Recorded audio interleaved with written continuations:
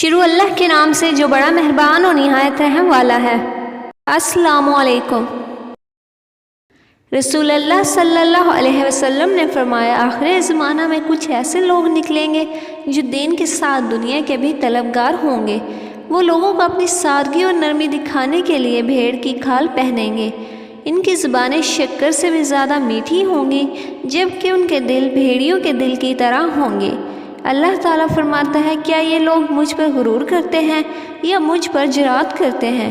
میں اپنی ذات کی قسم کھاتا ہوں کہ ضرور میں ان پر ایسا فتنہ نازل کروں گا جس سے ان میں کا عقل مند آدمی بھی حیران رہ جائے گا۔